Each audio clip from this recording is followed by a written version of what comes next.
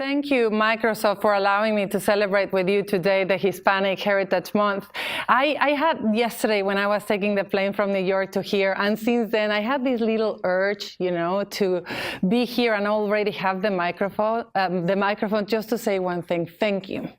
Thank you for having you guys here. Thank you so much, Microsoft. And I know that Brad was here, but I will deliver that message for you, for the leadership of this organization, to say what you're doing is really working. The commitment that you have on diversity and inclusion and that level of top-down is remarkable. You're ahead of the curve. And I know that we can focus on the things that are not working and the things that we have to improve, but I want you to focus today on me saying thank you, because having Brad, the president of the company, being here today, demonstrate their commitment. He gets it. You understood it, right? Like, he gets us. He understands the complexities we're going through, what we're having, and that getting it allows for people like Diego to actually feel welcome, to feel that his feedback is going to be considered and taken care of for, like newcomers, or Arturo, to be able to feel that he can be a Hispanic. He doesn't have to pretend not to be Hispanic, and that's incredible, because 75% of Hispanics all around the world, all around America, have to pretend to be someone they are not. So thank you, Microsoft, for supporting initiatives such as Hola, that allows us to celebrate Hispanics, because that's what we have to be doing even more. You will hear it all through what I'm going to have to say, which is, let's celebrate ourselves. Let's celebrate that we're together. And I have to start by saying how fantastic couple of months have been to be working with Hola, organizing this event. The level of commitment, heart, and professionalism to have an organization, like having us today here, is remarkable. So thank you so much, Hola. Thank you so much, Lucy, so much for being such a great partner. And thank you, Microsoft, for being smart and actually taking notice, because this is our future. And that's actually what I'm going to tell you today. The one thing that I want to say is that the time to awaken the sleeping giant and make it roar has arrived. This is our time. Hispanics in America have never been stronger. It is the time for us to actually get our act together and feel as a community. You will see from everything that I have to say that I have a full conviction that this is the time. We've never been stronger. We have to actually start speaking up. We have to stand up, and we have to stand stronger and do it together. And I'm not saying that because I'm a proud Latina. I am, of course, a proud Latina, but I have 20 years of being working in international organizations, the United Nations, UNICEF, the World Economic Forum, all in completely different settings. And I have seen communities come together, thrive with half of what we have to say. So I know it is possible, and I believe in us, and that is what I am here. And let me tell you why I absolutely believe that we can do it, because we're going to go through the numbers.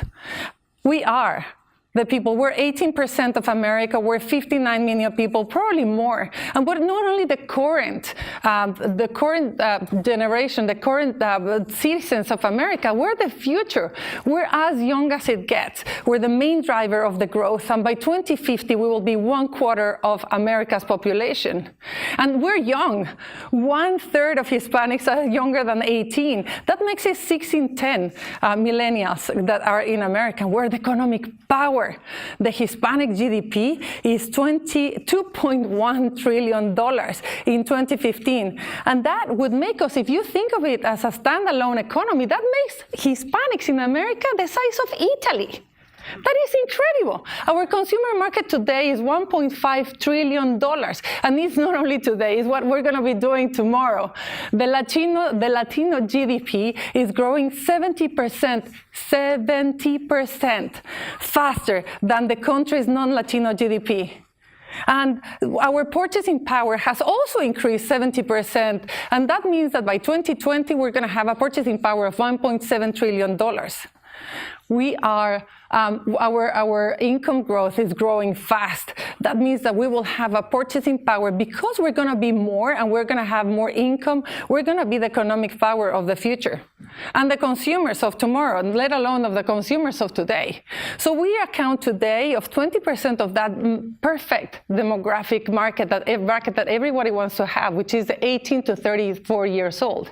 And marketers of Fortune 500 companies have said that they know that in the next 3 to 5 years, it's Latinos that will actually be part of their growth by 11 to 25%. We Hispanics are the workforce of America. We were in 1990. We were 10 million. We were 10 million people in the workforce, and we're going to be 26.8 in 2016. We were 26% in 2018. That means 74% of all the new workers of this country are Latinos by 2020. That makes us almost like 40% of the workforce in America in the next 5 years. I just need you to absorb what I'm saying. This is like spells power, spells potential, spells strength. And not only that, we are entrepreneurs, and we know it all the way. We know absolutely that in Latinos accounting 1 in every 5 new entrepreneurs, new jobs are coming from us. Latino-owned firms grew by 22% in a bracket of 2007-2012. And if you compare that bracket of time, when our small businesses grew 22%, non-Latino companies shrank 2%. So we're talking about like an incredible growth employment, and that actually goes to my passion, which is my Latinas. Latinas create 6 times faster than any other group in America small businesses. And our companies are growing like crazy, 87%. And from all the Latino entrepreneur companies, we own 50%. We created 50%. So not only we create jobs, we're the taxpayers of the future, the taxpayers of today, and the voting force of the future. In a couple of years, we'll have more than 30 million voters in America. Tell me what politician is not going to be totally paying attention to our community, just devoting campaigns to 30 million voters. And in an aging America, counting on the Latino contributions is going to be essential for actually their Medicare and their social contributions. Latinos are also the users. We consume more media than any other group in America, and probably this is the statistic that you all know, and probably Lucy in the market research that you have, but it is important to know. We consume media more, we actually use it more in mobile, we're agile, and here's my best part.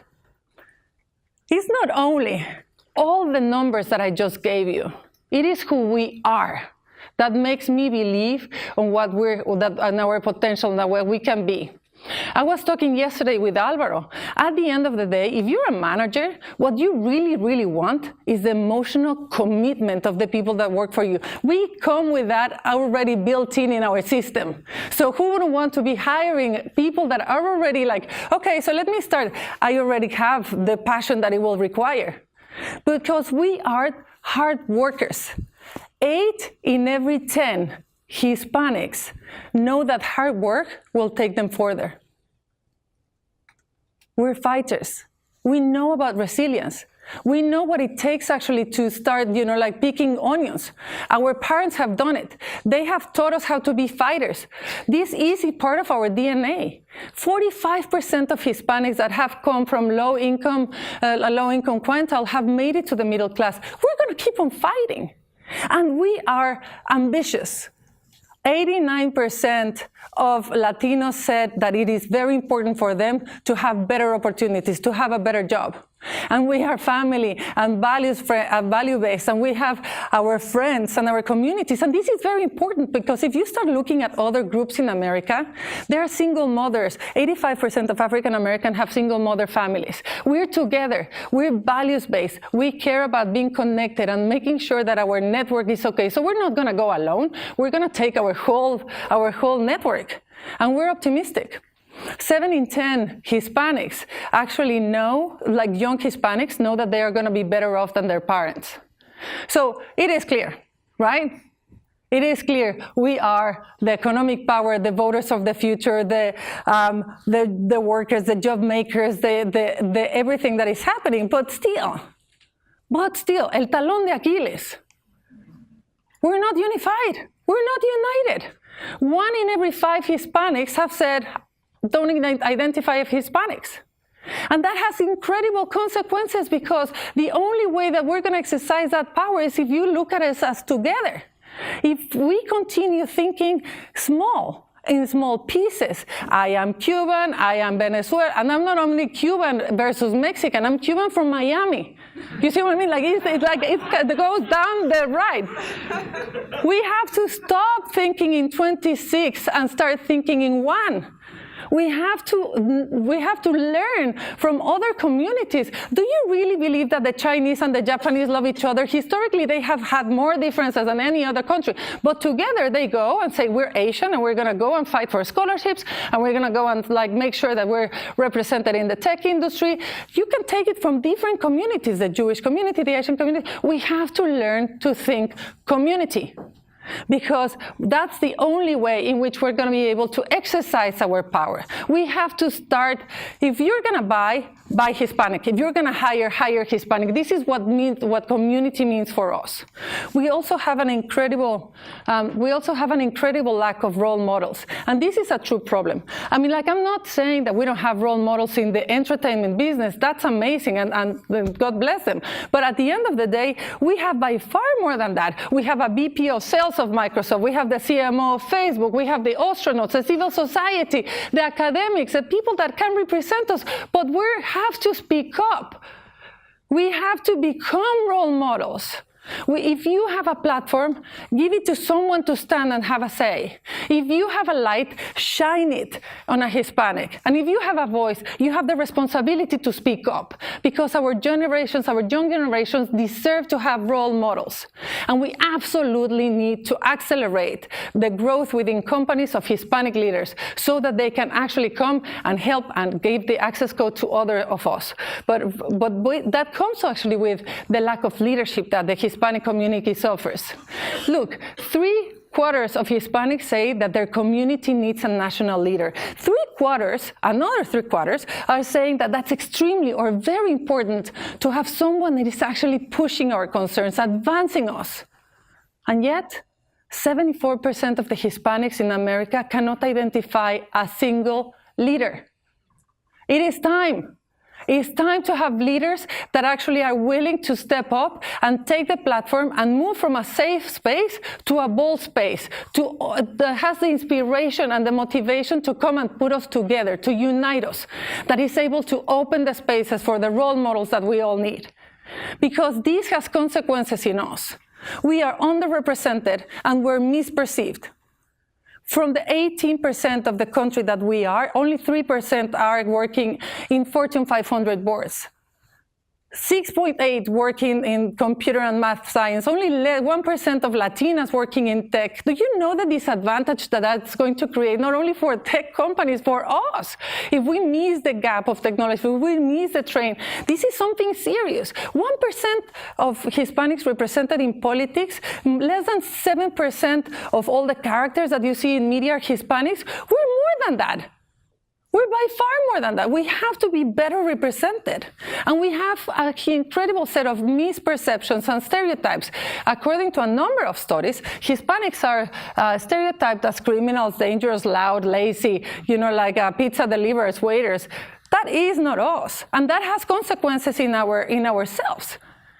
America overall, according to the trust barometer of Edelman, America's trust has crashed in number of institutions. But Hispanics even worse. We're the lowest. When the trust has gone in America down on governments, media, civil society, Hispanics have gone even further down. And that is across the different sectors, particularly business and media. And moreover, that is disconnecting us. We're feeling underrepresented, and we're disconnecting ourselves from things that are not where we don't see ourselves represented. 59% of Hispanics have disconnected completely from the news and reading across. And that is actually 9 points higher than the overall, on the overall American standard. So here it is, right? So we're beautiful. We're potential. You got that part. And yet, we keep thinking small and acting fragmented. And I just say, ¿Qué carajos? ¿Qué coño? What the carajo? I do not understand.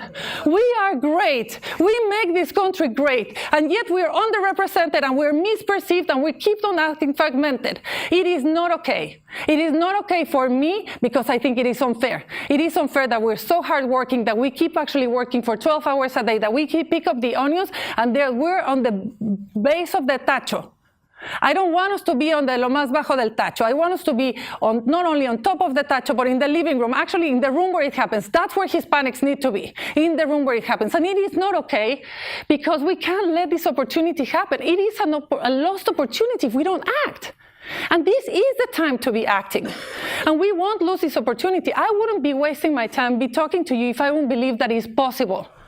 Because it is our nature, isn't it? We're hard workers, we're fighters, so it's in our DNA to come and pick up this fight. We will act. And we will act because that is Vanessa who works in Walmart. Now she comes from Durango, and she is now living in Bentonville. She came and picked me up from the airport the other day when I had to give a speech in Walmart. Her hands were sweating because she was like, you're my role model, I'm nervous. And after talking to her for 5 minutes, I realized she's not only my role model, she's the role model of everyone in Durango, where she inspires them because she made it. She comes to Bentonville, she's working 12 hours a day as opposed to 8 because she knows she has to catch up. And she's learning another language. And she has this healthy ambition of the Latina that says, with hard work, I will make it. And this is Jorge. Jorge actually started as a wash disher in Sun Valley a couple of years ago, being paid less than $5 an hour. Now he's the owner of that hamburger place in Sun Valley. And the people that he's hiring is more like his son. He's actually providing jobs to everyone. And I see my mother who basically lost 2 of her 3 children when they were under 3. And she gave all her life to make sure that I had an education. And she kept on believing in me. And she said, mira, mija, you can do it. Usted tiene algo muy importante que hacer.